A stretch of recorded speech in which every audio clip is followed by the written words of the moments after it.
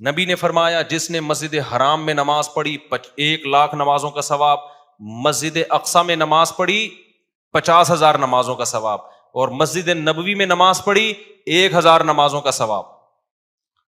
تو مسجد اقصی کی بڑی فضیلت ہے، وہاں بہت سارے پیغمبر مدفون ہیں، دفن ہے وہاں پہ. تو اللہ یہ چاہتے تھے کہ اپنے حبیب صلی اللہ علیہ وسلم کو اس فضیلت سے محروم نہ کریں.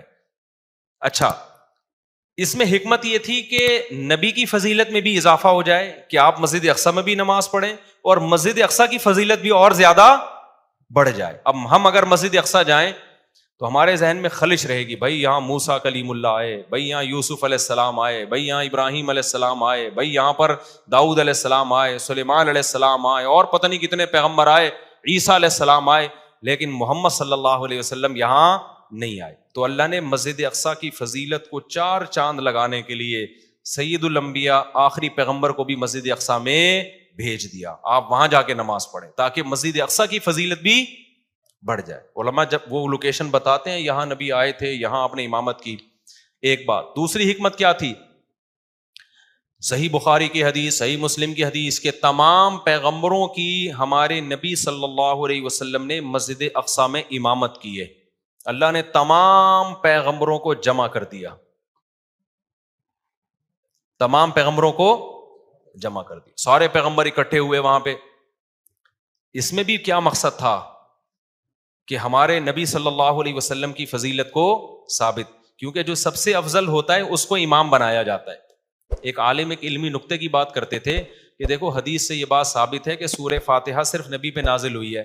اس سے پتہ چلتا ہے کہ دوسرے پیغمبروں کو شاید سورہ فاتحہ نہ آتی ہو. تو جب ہمارے نبی نے نماز پڑھائی تو ان کے طریقے سے پڑھائی ہوگی یا اپنے طریقے سے؟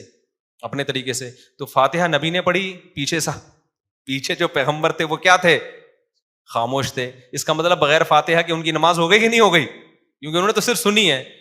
تو یہ امام حنیفہ کا موقف ہے، امام فاتحہ پڑھے گا، پبلک سنے گی تو نماز ہو جائے گی. لیکن یہ کوئی اتنی بڑی دلیل نہیں ہے کہ اس کو آپ مناظروں میں چیلنج کرنا شروع کر دیں. اصل دلائل ہمارے وہ حدیث ہے من کان لہ امام فقراءۃ الامام لہ قراءۃ. صحیح حدیث ہے، جس شخص کا کوئی امام ہے تو امام کی قراءت مقتدی کے لیے کافی ہے. دوسری صحیح مسلم کی حدیث ہے، امام کو امام بنایا جاتا ہے تاکہ اس کی اقتدا کی جائے. اذا کبر فکبروا، تکبیر کہے تکبیر کہو. واذا قرأ فانصتوا، جب تلاوت شروع کر دے خاموش ہو جاؤ. واذا قال ولا الضالین، جب ضالین کہے تو آمین کہہ دو. اس سے بھی پتہ چلتا ہے کہ امام. اور تو یہ دلائل ہے ہمارے. خیر ہم آگے چلتے ہیں. تو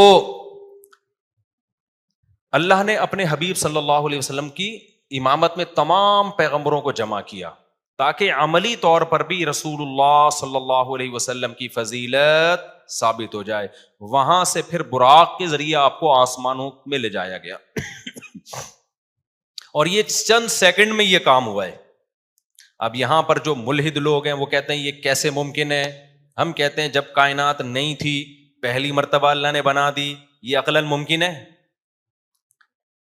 بھائی وہ دھماکہ ہوا تھا نا بگ بینگ تھیوری، ڈھین کر کے کائنات بن گئی تھی. تو دھماکہ خود بخود کیسے ہو گیا؟ انرجی کہاں سے آئی؟ خدا نے اپنی طاقت سے اتنی انرجی پیدا کر دی جو مادے میں تبدیل ہوئی، اور یا مادہ انرجی میں تبدیل ہوا. جو بھی ہوا وہ تو وہاں بیٹھا ہوا کوئی دیکھ رہا ہوگا تو بتا سکتا ہے کیا ہوا تھا. تو وہ جب بغیر سبب کے اتنی بڑی کائنات کو بنا سکتا ہے، اس کا مطلب وہ کچھ کرنے میں کسی سبب کا محتاج نہیں ہے. تو اللہ تعالیٰ کے لیے یہ نبی نے نہیں کیا. اگر نبی نے خود کیا ہوتا تو ایک اعتراض بنتا تھا، بھائی اتنے تھوڑے سے عرصے میں آپ مسجد اقصی سے کیسے ہو کے آ گئے؟ یہ کام کس نے کیا ہے؟